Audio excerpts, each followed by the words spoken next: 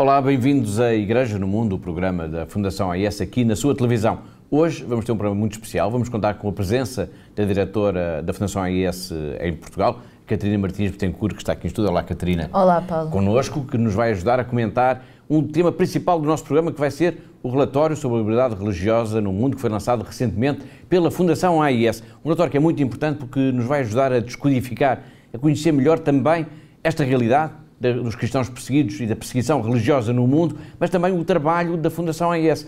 E por falar no trabalho da Fundação AIS, provavelmente muitos dos nossos telespectadores já conhecem ou já ouviram falar na Fundação AIS, mas nunca é demais conhecer, na realidade, esta instituição que foi fundada no final da Segunda Guerra Mundial pelo padre Werenfried van Straten. Nós fizemos um pequeno filme que ajuda a contar esta história. Vamos ver.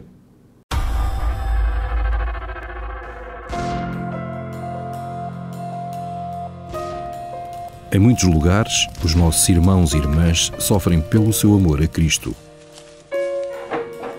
A missão da ajuda à Igreja que sofre é construir uma ponte de amor que permita que a Igreja que sofre e é perseguida testemunhe a sua fé, inspirando aqueles que a ajudam. Tudo começou no Natal de 1947, quando um padre holandês de 34 anos, o padre Werenfried van Straten, tocado pela pobreza material e espiritual de 14 milhões de alemães deslocados depois da guerra, pediu aos católicos da Bélgica e da Holanda que ajudassem. O apelo deste mendigo de Deus deu origem a uma torrente de generosidade, provando que a reconciliação entre antigos inimigos era possível. Mais tarde, o sucesso deste apelo permitiu que ele se voltasse para as necessidades dos cristãos que sofriam dura perseguição por trás da cortina de ferro. Hoje, a Ajuda à Igreja que Sofre, ou AIS, é uma fundação pontifícia com um alcance internacional em expansão. 23 secretariados nacionais em todo o mundo, apoiando mais de 5 mil projetos anualmente em mais de 145 países. Através destes projetos, a AIS apoia a Igreja no seu serviço de oração e de ação a centenas de milhões de pessoas, dando não somente uma resposta atempada às necessidades urgentes, mas também um sinal de solidariedade aos nossos irmãos e irmãs em Cristo. Hoje em dia é necessária muita desta ajuda no Médio Oriente, onde a presença cristã enfrenta uma ameaça existencial. A perseguição iniciada por grupos fundamentalistas provocou um êxodo sem precedentes. A AIS está empenhada em ajudar estes cristãos deslocados com respostas concretas à forte esperança e fé que mantêm no meio desta situação devastadora. Lá e por todo o mundo, a AIS apoia a construção e a reconstrução de igrejas, casas de Deus merecedoras da vida sacramental e onde as comunidades católicas se reúnem para prestar culto, rezar e serem fortalecidas na fé. Perante este mundo, carregado de tantos sofrimentos, uma das necessidades mais importantes é a oração. A AIS apoia as religiosas de vida contemplativa, permitindo que, com a sua humanidade, libertem uma poderosa fonte de amor de Deus. São as religiosas de vida ativa que cuidam daqueles que carecem de ajuda espiritual ou material, principalmente nas regiões isoladas. A AIS apoia anualmente mais de 12 mil religiosas, ajudando-as a viver a sua vocação. A AIS também contribui para aqueles sacerdotes que mantêm viva a fé nas suas comunidades, mas que, contudo, vivem na pobreza. Anualmente, 43 mil sacerdotes recebem estipêndios de missas dos benfeitores da AIS, que solicitam a celebração de missas pelas suas intenções.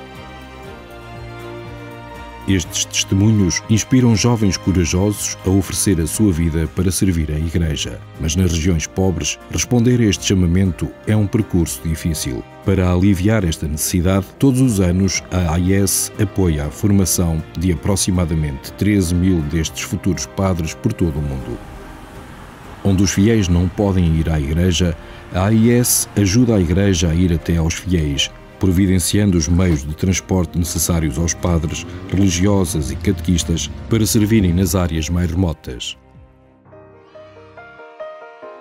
Para ajudar a ensinar o Evangelho, a AIS apoia a tradução, impressão e distribuição de mais de 51 milhões de cópias da Bíblia para crianças em 190 línguas. Para muitos, este catecismo com ilustrações coloridas é o único livro que alguma vez terão. A AIS recebe pedidos de ajuda não só para livros, mas também para estações católicas de rádio e de televisão, bem como para a formação de pessoal qualificado para ajudar a espalhar a mensagem do Evangelho nos média. Eles estão a ser testados na fé. Nós estamos a ser testados no amor.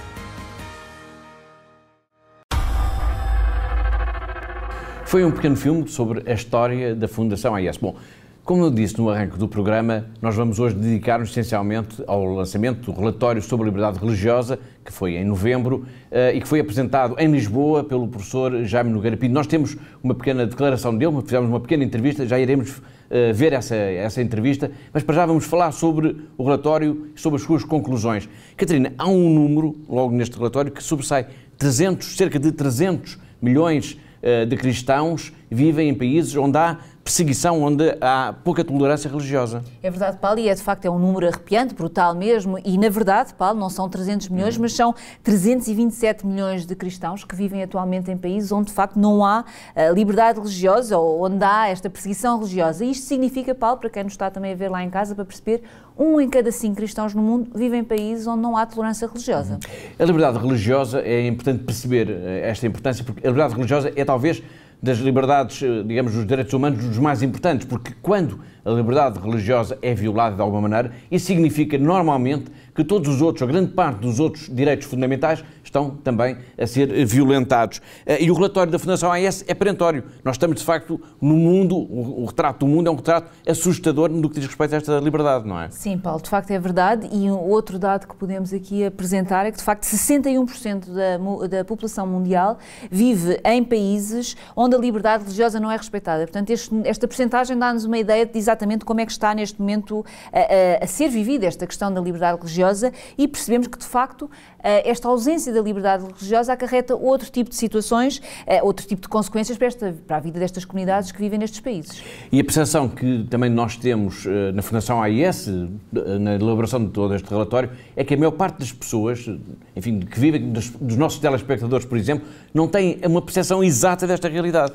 Sim, exatamente, Paulo. E, de facto, este relatório também, um dos objetivos deste relatório, de facto, é mostrar, é denunciar estes casos, porque muitas vezes nós não temos conhecimento, não temos acesso a este tipo de informação e, portanto, um dos objetivos deste relatório é, de facto, publicar e dar a conhecer o que é que está a acontecer neste momento no mundo. E, de facto, esta perseguição de casos por causa dos governos, não é? Estes governos autoritários que existem no mundo, ou por grupos extremistas, como, por exemplo, o relatório permite que, então, que as pessoas tenham consciência destes casos graves que estão a acontecer no mundo por causa desta questão, apenas e só baseada nesta questão da religião que cada grupo tem. Uhum.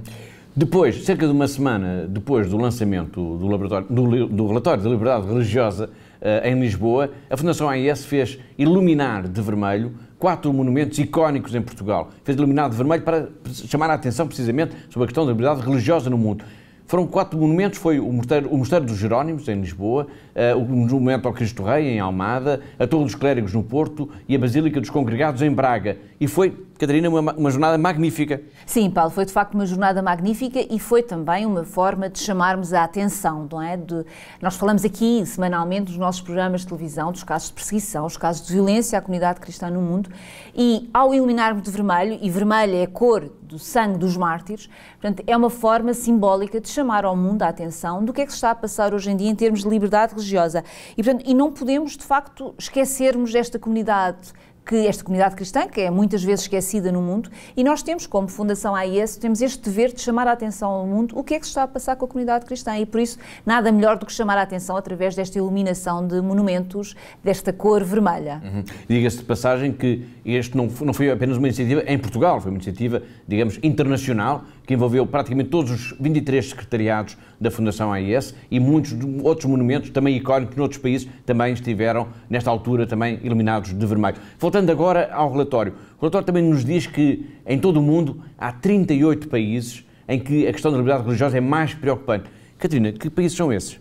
Bom, Paulo, como o Paulo já disse, de facto o relatório identifica 38 países onde existe esta perseguição religiosa, ou onde existem estas violações graves ou extremas desta perseguição relativamente à religião. Eu não vou aqui elencar os 38 países, porque seria muito fastidioso e seria cansativo, mas vou aqui falar de alguns que são aqueles que para nós são 10 exemplos, que são os que nos mostram de facto onde é mais grave esta questão. E portanto, podemos falar, os 10 exemplos que eu escolhi são o Afeganistão, a Arábia Saudita, Bangladesh, China, Coreia do Norte, a Índia, o Iraque, a Líbia, a Nigéria e o Paquistão. Mas, e como disse no princípio, são apenas 10 os países, portanto há muito mais, há a lista dos tais 38 países e por isso eu deixo aqui este desafio para irem também à nossa página de internet, fundação-ais.pt, estão todos os países, está todo o relatório da liberdade religiosa, está lá, para podermos também saber, porque mais importante que tudo, Paulo, e este relatório aponta de facto, como já dissemos aqui, nós queremos denunciar, queremos dar a conhecer a todas as pessoas o que é que se passa relativamente no mundo, relativamente a esta questão. E portanto, sabendo, podemos também mais facilmente ajudar estes cristãos que vivem em países onde são perseguidos diariamente, apenas e só porque são cristãos. Muito bem, fica aqui, este é um desafio também para si que nos está a acompanhar aqui neste momento no programa. Como eu disse, o relatório sobre a liberdade religiosa foi apresentado em Lisboa pelo historiador, professor Jaime Nogueira Pinto. No final, nós fizemos uma pergunta: será que há alguma ameaça ao cristianismo na Europa? Bom, a resposta que ele nos dá é cruel de alguma maneira, porque não vai ser, na perspectiva dele, claro, não é o terrorismo, não é o jihadismo que pode ameaçar as raízes cristãs da Europa, mas sim o laicismo, o materialismo, o consumismo. Vamos ver. Não, o cristianismo está ameaçado, mas não é pela perseguição, quer dizer, está ameaçado por uma onda de consumismo e de materialismo, e isso está, mas está há muito tempo, e na Europa Ocidental, sobretudo, não é? Mais na Europa Ocidental, onde de facto vê-se uma descristianização fortíssima. Não é preciso ir mais longe, vemos em Portugal, que apesar de tudo é dos sítios ainda mais poupados. Quer dizer, há também um problema, é que filosoficamente o que acontece é que muitos dos valores cristãos informam a cultura hoje, que é uma cultura de valores cristãos laicizados, não é? As pessoas esqueceram exatamente essa dimensão transcendente que é religiosa, e portanto de certo modo acham que, curiosamente, vivem, digamos, de acordo com determinado tipo de valores que eles acham que são de facto os valores cristãos, mas não associam a isso uma prática religiosa, enfim, portanto uma ligação ao transcendente, uma ligação a Deus, não é? Liberdade religiosa no mundo. Para vermos melhor, para compreendermos melhor tudo aquilo que temos vindo aqui a dizer hoje no programa, que é o resultado também do relatório, uma abordagem sobre o relatório sobre a liberdade religiosa lançado recentemente pela Fundação AIS, nós produzimos um pequeno filme. Vamos ver, é uma síntese de tudo o que já dissemos. Em muitos países, a liberdade religiosa não é um conceito, é uma questão de sobrevivência. Muitas pessoas são mortas simplesmente por pertencerem à religião errada. Outras desapareceram e ainda maior é o número das que foram presas indefinidamente. Através de um trabalho de investigação ao longo de 2 anos, de 2016 a 2018, o relatório da liberdade religiosa no mundo da AIS procura salientar regiões do mundo onde a perseguição religiosa limita os direitos dos cidadãos na prática da sua fé e indica a melhoria ou o declínio da liberdade religiosa em cada país. Ao analisar 196 países, o relatório encontra provas de violações significativas à liberdade religiosa em 38 países. Entre estes, a situação de grupos minoritários nos últimos 2 anos tem piorado em 18 países, quase metade. Em muitos dos principais infratores, incluindo a Coreia do Norte, a Arábia Saudita e a Eritreia, a situação já era tão má que dificilmente poderia piorar. A situação da liberdade religiosa melhorou apenas em 2 países, Iraque e Síria, ambos principais infratores em 2016. Uma tendência que está a surgir é a da repressão da liberdade religiosa por parte de cada vez mais regimes autoritários no mundo. Este nacionalismo agressivo, hostil para com as minorias religiosas, tem piorado ao ponto do fenómeno ser denominado de ultranacionalismo. Entre estes, a Índia é particularmente significativa. Relatório após relatório, destacam-se atos notórios de violência contra as minorias religiosas, especialmente os cristãos e muçulmanos, revelando o aparecimento de uma forma de nacionalismo hindu particularmente agressiva, denominado Hindutva.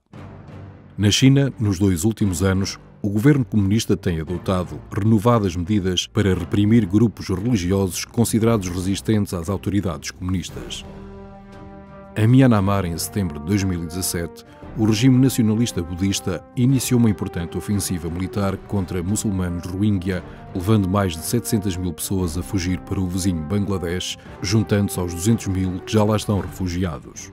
O nacionalismo religioso tem provocado uma crescente intolerância contra minorias religiosas na Rússia e no Quirguistão, resultando na redução da sua classificação à categoria de discriminação.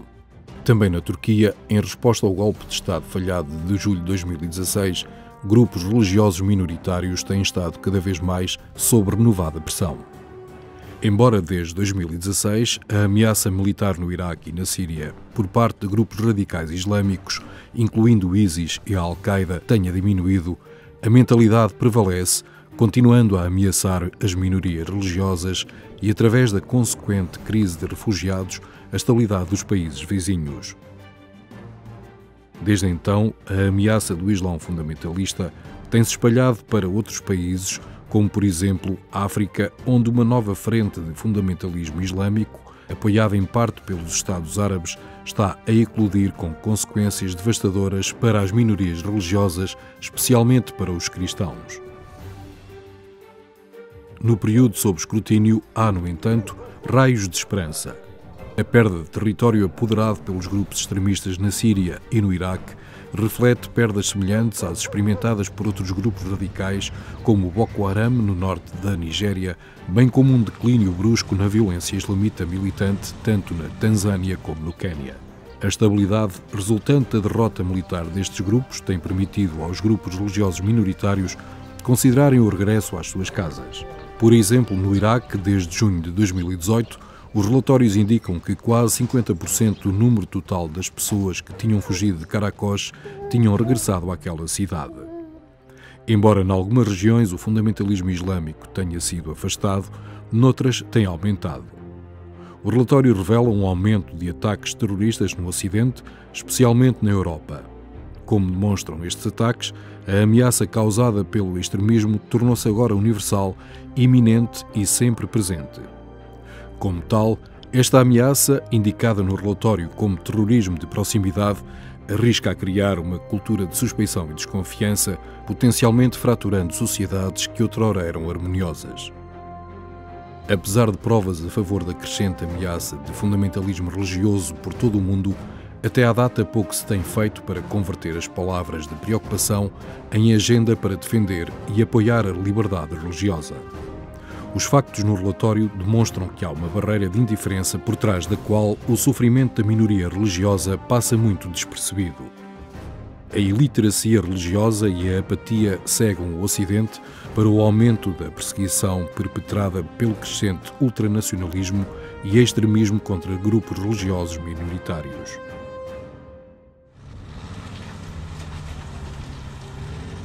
Como afirmou o cardeal Dieudonné Nzapailanga, arcebispo de Bangui, ou somos bem-sucedidos em restaurar a paz, ou então iremos desaparecer. E isto só é possível se a liberdade religiosa for entendida, aceite e defendida.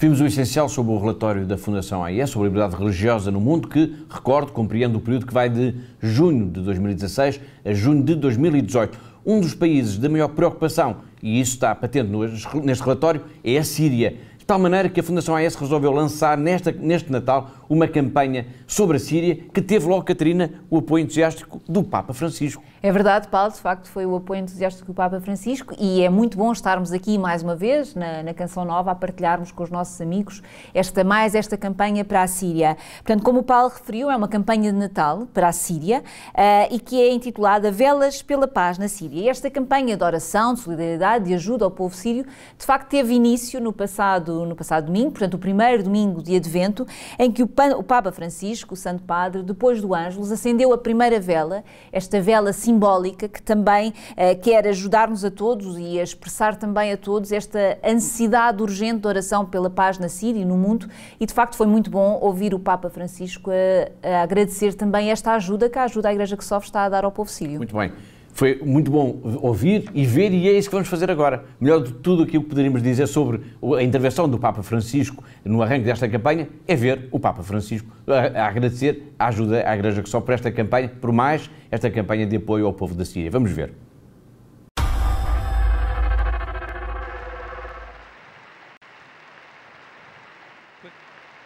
E tante fiammelle di speranza disperdano le tenebre della guerra.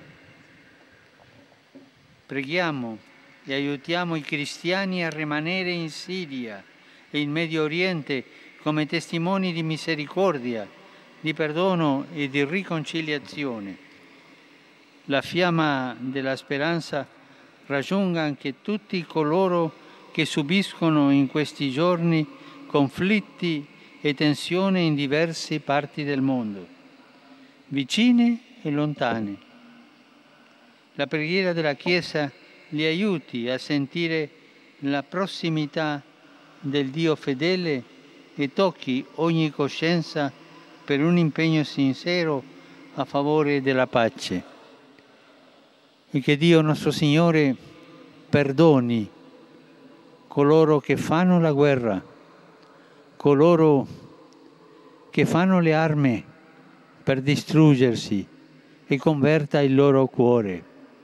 Preghiamo per la pace nella amata Síria.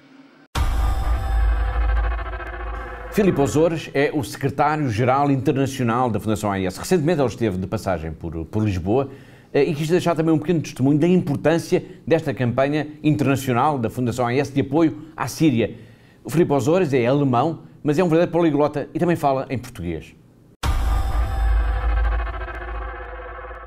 Com a igreja local, com os bispos, com os cristãos, os padres, as irmãs, mas também muitos laicos, muitas famílias. Então, temos lançado um programa muito grande, muito amplo para ajudar. De um lado é um programa humanitário de emergência. Ainda tem muitos cristãos que não têm o que comer, não têm onde viver, onde morar. Então tem fundos para a emergência, para que eles possam sobreviver. Mas também já algumas partes da Síria estão com paz, uma paz frágil, mas existente. Podemos ajudar já a reconstrução das casas. Então, gente que quer ficar na Síria, não querem ser refugiados, mas eles precisam da nossa ajuda para poder reconstruir as suas casas. Isso como já fizemos este ano no Iraque, agora podemos fazer também em Síria. E finalmente, aquilo que é também muito importante é ajudar os jovens a construir as escolas. Sem as escolas não há futuro. Ajudar os estudantes. É também uma coisa muito simples, mas é o mais importante para o coração. São os pequenos regalos para os ninhos cristãos dos refugiados.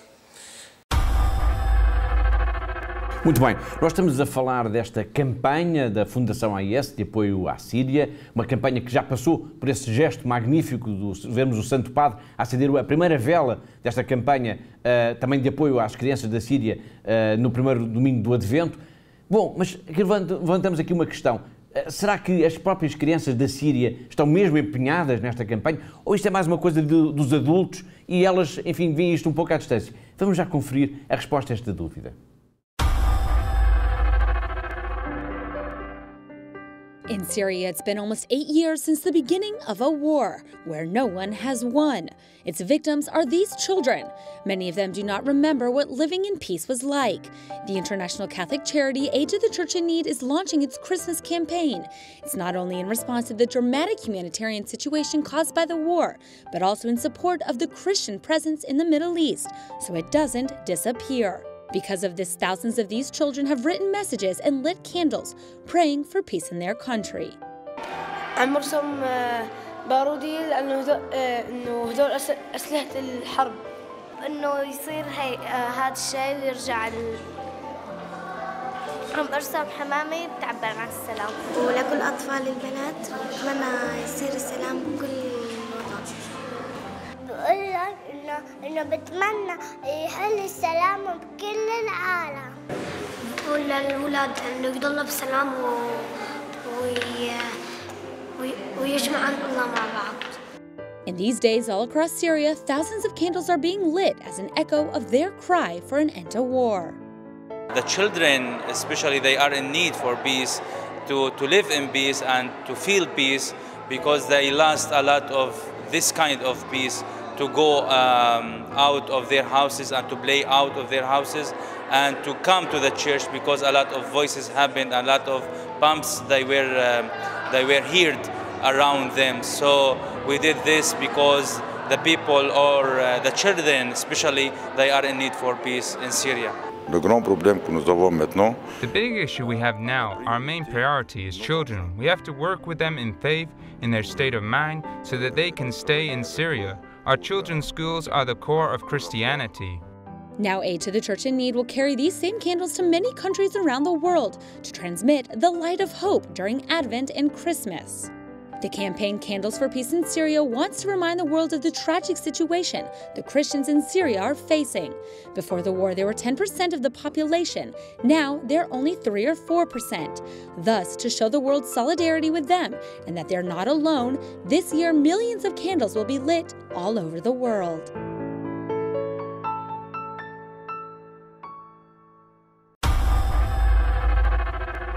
E assim, com estas crianças da Síria, chegamos ao fim do nosso programa. Quero agradecer para já a presença da Catarina, a diretora da Fundação AIS, que esteve connosco neste programa tão especial de Natal. Obrigada, Paulo, e aproveito também para me despedir de todos os que nos estão a ver lá em casa e fazer também os meus votos de um Santo Natal para vocês e para a vossa família. Tudo bom. Muito obrigada pela vossa generosidade. Muito bem, e assim chegamos então ao fim do nosso programa. Despeço-me com amizade. Até à próxima semana. Até à próxima Igreja no Mundo, se Deus quiser.